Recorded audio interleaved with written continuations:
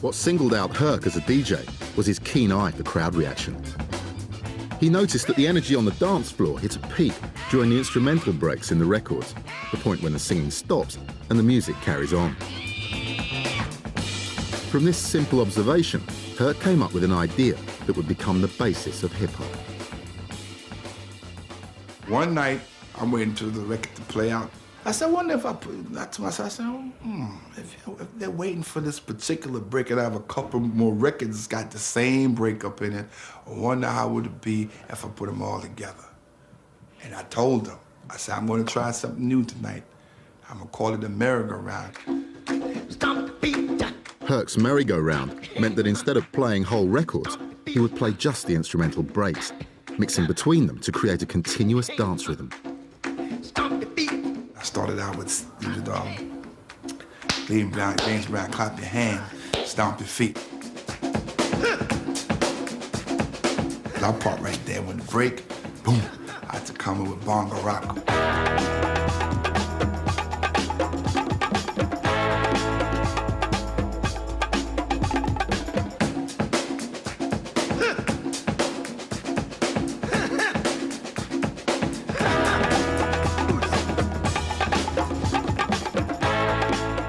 Bongo rock was still no vocals in it. Then I would go into Baby Yui, the Mexican.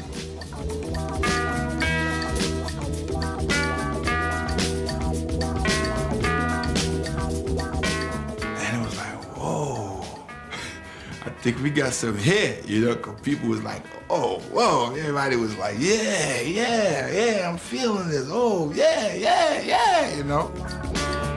The instrumental breaks on the records became known as the break beats, and Herc's merry-go-round formula of mixing between them provided the blueprint for a new music.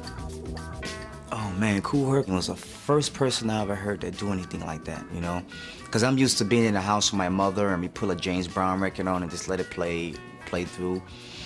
Kool Herc would play the break part back and forth, and that really astonished me. I was really impressed when I seen that, something like that, because I'd never seen anything like that before.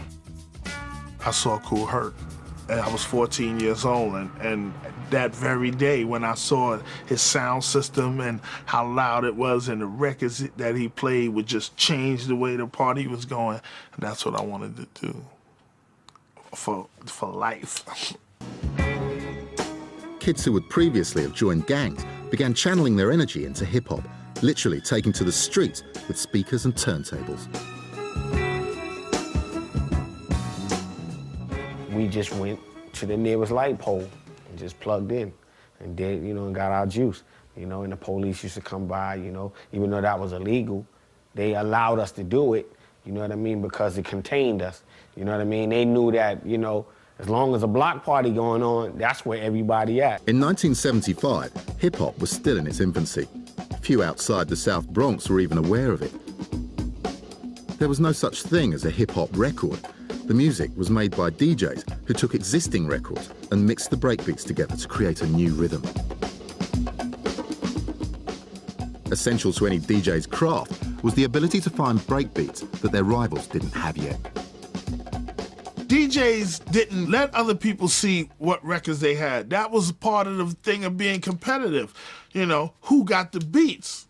And if you got the beats, if it's a competition thing about who got beats, you ain't gonna let me see your beats.